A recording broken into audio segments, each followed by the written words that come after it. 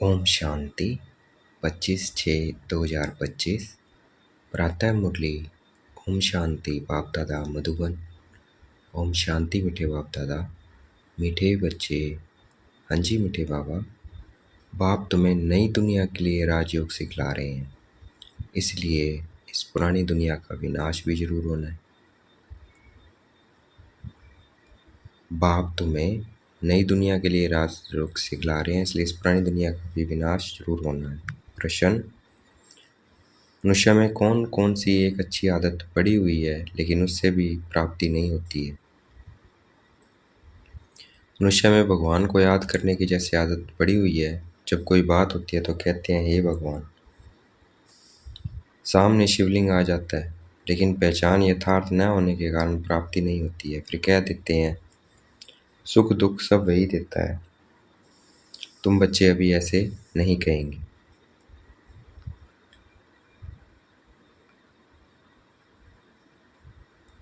ओम शांति। बाप जिसको रास्ता कहा जाता है, किसका रास्ता? नई दुनिया का रास्ता। नई दुनिया को कहा जाता है स्वर्ग व सुखधाम। नाम कहते हैं परंतु समझते नहीं है। श्री कृष्ण के मंदिर को भी सुखधाम कहते हैं। अब वह तो हो गया छोटा मंदिर। श्री कृष्ण तो विश्व का मालिक था। वेद के मालिक को जैसे कि हद का मालिक बना देते हैं। श्री कृष्ण के छोटे से मंदिर को सुखधाम कहते हैं। बुद्धि में यह नहीं आता है कि वह तो विश्व का मालिक था, भारत में ही रहने वाला था।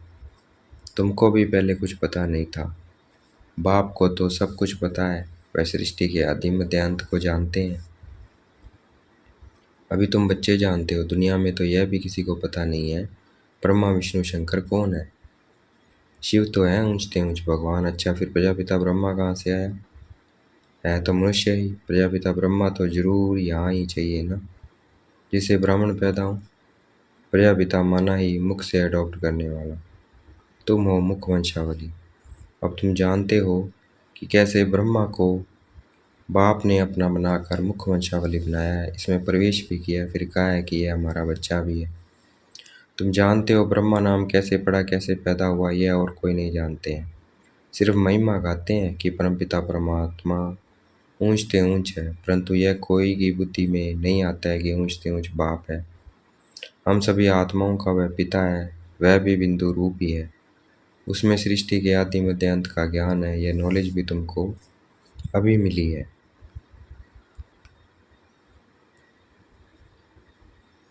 पहले जरा भी यह ज्ञान नहीं था। मनुष्य सिर्फ कहते रहते हैं ब्रह्मा विष्णु शंकर, परंतु जानते कुछ भी नहीं है। तो उन्हों को ही समझाना है। अभी तुम समझदार बने हो, जानते हो कि बाप ज्ञान का सागर है, जो हमको ज्ञान सुनाते हैं पढ़ाते हैं। यह राजयोग है ही सतयुग नई दुनिया के लिए, तो जरूर पुरानी दुनिया का विनाश होना चाहिए। उसके लिए यह महाभारत लड़ाई है। आधा कल्प से लेकर तुम भक्ति मार्ग के शास्त्र पढ़ते आए हो, अब तो बाप से डायरेक्ट सुनते हो। बाप कोई शास्त्र नहीं बैठकर सुनाते हैं। जब तप करना, शास्त्र आदि पढ़ना, यह सब भक्ति है। अब भक्तों को भक्ति का फल चाहिए, क्योंकि मेहनत करते ही हैं भगवान से मिलने के लिए, परंतु ज्ञान से है सदगति। ज्ञान और भक्ति दोनों इकट्ठे चल न सके। अभी है ही भक्ति का राज्य। सब भक्त हैं, हर एक के मुख से वो गॉड फादर जरूर निकलेगा। अब तुम बच्चे जानते हो कि बाप ने अपना परिचय दिया है कि मैं छोटी बिंदी हूँ, मुझे ही ज्ञान का सागर कहते हैं। मुझ बिंदु में सारा ज्ञान भरा हुआ है, आत्मा में ही नॉलेज रहती है। अभी तुम बच्चे समझते हो कि उनको परमपिता परमात्मा कहा जाता है। वह सुप्रीम सोल अर्थात सबसे ऊंचते ऊंच पतित पावन बाप ही सुप्रीम है ना। मनुष्य हे भगवान कहेंगे तो शिवलिंग ही याद पड़ेगा, वह भी यथार्थ रीति से नहीं। एक जैसे की आदत पड़ गई है कि भगवान को याद करना है, भगवान ही सुख दुख देता है। अभी तुम बच्चे ऐसे नहीं कहेंगे। तुम जानते हो कि बाप तो सुखदाता है। सतयुग में सुखधाम था, वहाँ दुख का नाम नहीं था। कलयुग में है ही दुख, यहाँ सुख का नाम ही नहीं है। ऊंचते ऊंच भगवान, वह है सर्व आत्माओं का बाप। यह किसी को पता नहीं है कि आत्माओं का बाप भी है, कहते भी हैं हम सब ब्रदर्स हैं, तो जरूर सब एक बाप के बच्चे ठहरे ना। कोई फिर कह देते हैं कि वह तो सर्वव्यापी है, तेरे में भी है, मेरे में भी है। अरे तुम तो आत्मा हो या तुम्हारा शरीर है, फिर तीसरी चीज़ कैसे हो सकती है? आत्मा को परमात्मा थोड़ी कहेंगे। जीव आत्मा कहा जाता है, जीव परमात्मा नहीं कहा जाता है। फिर परमात्मा सर्वव्यापी कैसे हो सकता है? बाप सर्वव्यापी होता है तो फिर ब्रदर, फिर अगर बाप सर्वव्यापी होता है तो फिर फादरहुड हो जाता है। फादर को फादर से वर्षा थोड़ी मिलेगा, बाप से तो बच्चा ही वर्षा लेता है। सब फादर कैसे हो सकते हैं? इतनी छोटी सी बात भी कोई की समझ में नहीं आती है। तब बाप कहते हैं, बच्चे, हमने आज से 5000 वर्ष पहले तुमको कितना समझदार बनाया था। तुम एवर हेल्दी वेल्दी समझदार थे।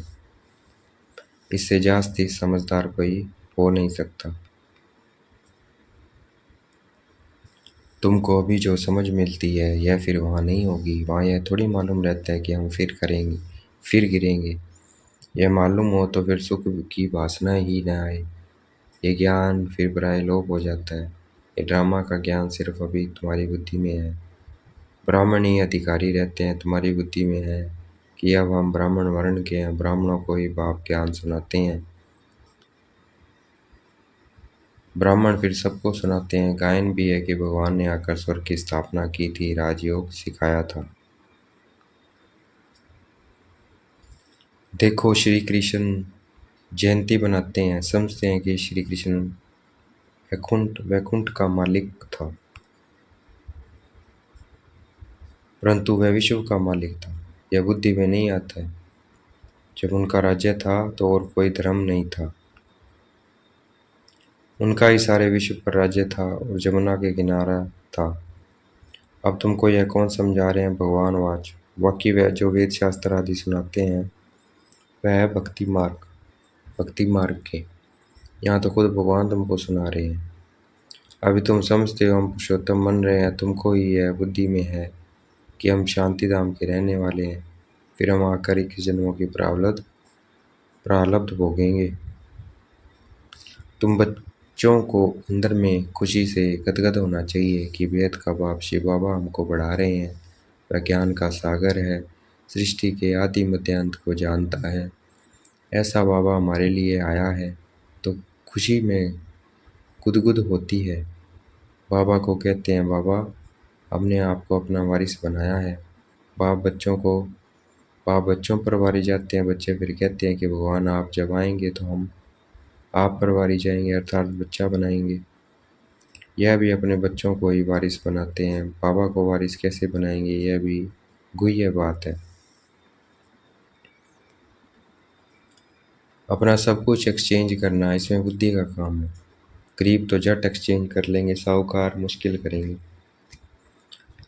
जब तक कि पूरी रीति ज्ञान न उठावे इतनी हिम्मत नहीं रहती है। गरीब तो झट कह देते हैं, बाबा हम तो आपको ही वारिस बनाएंगे, हमारे पास रखा ही क्या है। वारिस बनाकर फिर शरीर निर्वाह भी अपना करना है, सिर्फ ट्रस्टी समझ कर रहना है। युक्तियाँ बहुत बताते रहते हैं, बाप तो सिर्फ देखते हैं कि कोई पाप कर्म में तो पैसे खराब नहीं करते हैं।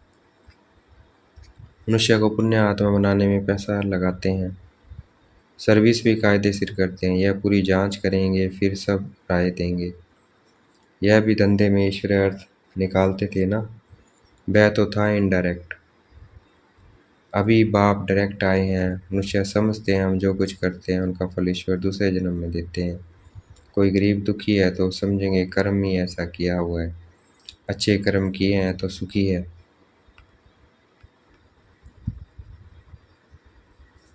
बाप तो बच्चों को कर्मों की गति पर समझाते हैं। रावण राज्य में तुम्हारे सब कर्म विक्रम ही हो जाते हैं।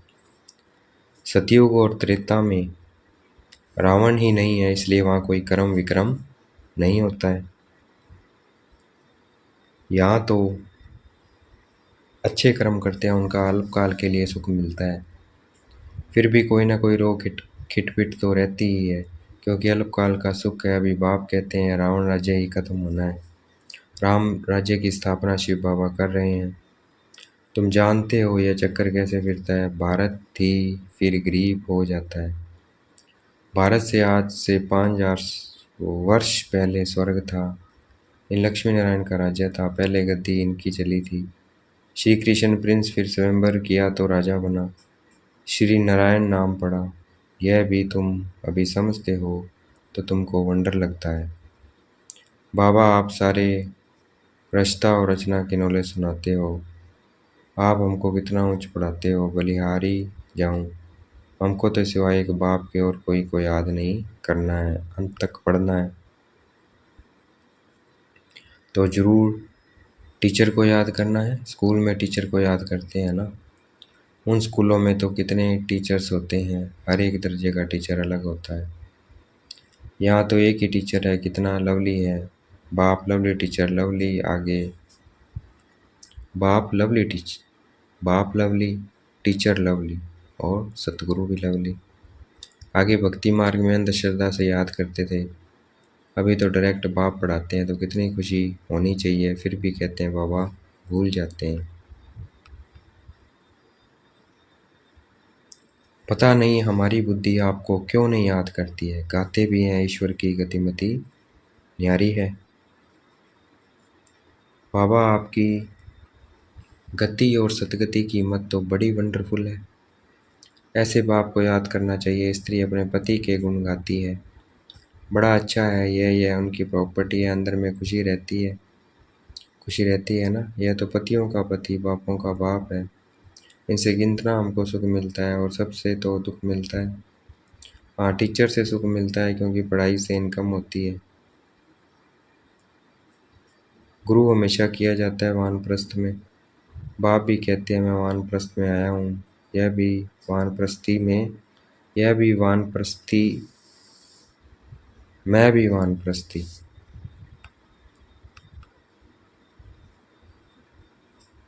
यह सब मेरे बच्चे भी वानप्रस्थी हैं। बाप टीचर गुरु तीनों ही इकट्ठे हैं। वानप्रस्थी, वाणी से परे जाने वाला। तो बाबा तो वाणी से परे ही है। 60 साल के बाद भी क्या वानप्रस्थ लेते हैं। सब जिम्मेवारियां बच्चों को देकर पेरेंट्स क्या वानप्रस्थी बन जाते हैं। तो बाबा कहते यह भी वानप्रस्थी, मैं भी वानप्रस्थी, है सब मेरे बच्चे भी वानप्रस्थी। अभी हमें भी सबको भी कहाँ जाना है, वाणी से परे। बाप टीचर गुरु तीनों ही इकट्ठे हैं। बाप टीचर भी बनते हैं फिर गुरु बन साथ ले जाते हैं।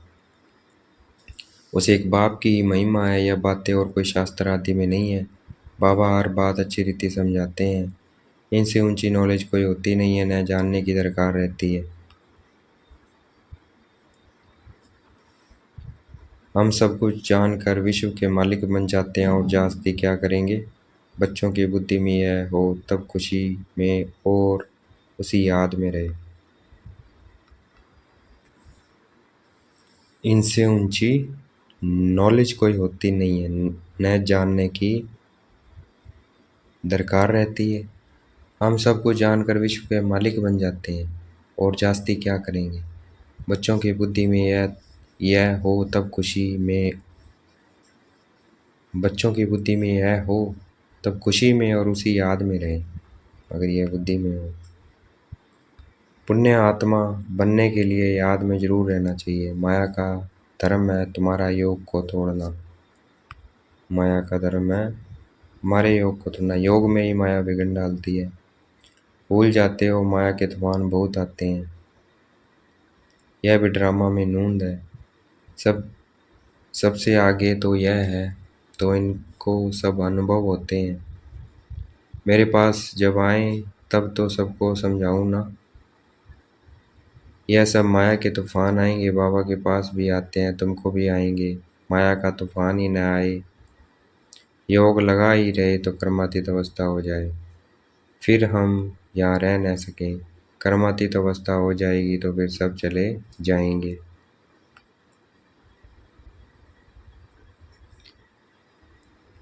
शिव की बारात गाई हुई है ना। शिव आए तब हम सब आत्माएं जाएं। शिव बाबा आते ही हैं सबको ले जाने। सतयुग में इतनी आत्माएं थोड़ी होंगी। अच्छा, देखेंगे बाप दादा हमें याद प्यार दे रहे हैं। मीठे मीठे सिखलते बच्चों प्रति माता पिता बाप दादा के याद प्यार। Good morning. रूहानी बाप की रूहानी बच्चों को नमस्ते। हमें भी याद प्यार देना है। हम रूहानी बच्चों की रूहानी बाप दादा को दिल व जान शिकवा प्रेम से बेहद का याद प्यार और नमस्ते। ताड़ना के लिए मुख्य सार। शिव बाबा को अपना वारिस बनाकर सब कुछ एक्सचेंज कर देना है। वारिस बनाकर शीर निर्वाह भी करना है। ट्रस्टी समझ कर रहना है। पैसे कोई भी पाप कर्म में नहीं लगाने हैं। शिव बाबा को अपना वारिस बनाकर सब कुछ एक्सचेंज कर देना है। वारिस बनाकर शीर निर्वाह भी करना है। ट्रस्टी समझ कर रहना है। पैसे कोई भी पाप कर्म में नहीं लगाने हैं। अंदर खुशी में गुदगुदी होती रहेगी। इसमें ज्ञान का सागर बाबा हमको बढ़ा रहे हैं। पुण्य आत्मा बनने के लिए याद में रहना है। माया के तूफानों से डरना नहीं है। आज का वरदान है, देखेंगे बाप दादा ने मस्तक पे हाथ रखा हुआ वरदान दे रहे हैं। सत्यता के आधार पर एक बाप को प्रत्यक्ष करने वाले निर्भय अथॉरिटी स्वरूप भव। सत्यता के आधार पर एक बाप को प्रत्यक्ष करने वाले निर्भय अथॉरिटी स्वरूप भव। सत्यता ही प्रत्यक्षता का आधार है। बाप को प्रत्यक्ष करने के लिए निर्भय और अथॉरिटी स्वरूप बन कर बोलो, संकोच से नहीं। जब अनेक मत वाले सिर्फ एक बात को मान लेंगे कि हम सबका बाप एक है और वही अब कार्य कर रहे हैं, हम सब एक ही संतान एक हैं, हम सब एक की संतान एक हैं और यह एक ही यथार्थ है, तो विजय का झंडा लहरा जाएगा। इस संकल्प से मुक्ति धाम जाएंगे और फिर जब अपना अपना पार्ट बजाने आएंगे तो पहले यही संस्कार इमर्ज होंगे कि गॉड इज वन। यही गोल्डन एज की स्मृति है। आज का स्लोगन है, सहन करना ही स्वयं की शक्ति स्वरूप को प्रत्यक्ष करना है। सहन करना ही स्वयं के शक्ति रूप को प्रत्यक्ष करना है। अव्यक्त इशारे। आत्मिक स्थिति में रहने का अभ्यास करो, अंतर्मुखी बनो। जैसे यह देह स्पष्ट दिखाई देती है वैसे अपनी आत्मा का स्वरूप स्पष्ट दिखाई दे, अर्थात अनुभव में आए। मस्तक अर्थात बुद्धि की स्मृति व दृष्टि के सिवाय। जैसे यह देह स्पष्ट दिखाई देती है वैसे अपनी आत्मा का स्वरूप स्पष्ट दिखाई दे, अर्थात अनुभव में आए। मस्तक अर्थात बुद्धि की स्मृति व दृष्टि से सिवाय आत्मिक स्वरूप की और कुछ भी दिखाई न दे व स्मृति में न आए। ऐसे निरंतर तपस्वी बनो, तब हर आत्मा के प्रति कल्याण का शुभ संकल्प उत्पन्न होगा। बल कोई अपने संस्कार स्वभाव के वश आपके पुरुषार्थ में परीक्षा के निमित्त बना हुआ है। बल कोई अपने संस्कार स्वभाव के वश आपके पुरुषार्थ में परीक्षा के निमित्त बना हुआ हो, उसके प्रति भी सदा कल्याण का संकल्प उत्पन्न हो। बल कोई अपने संस्कार स्वभाव के वश आपके पुरुषार्थ में परीक्षा के निमित्त बना हुआ हो, उसके प्रति भी सदा कल्याण का संकल्प उत्पन्न हो। अच्छा, ओम शांति। शुक्रिया मीठे बाबा, शुक्रिया।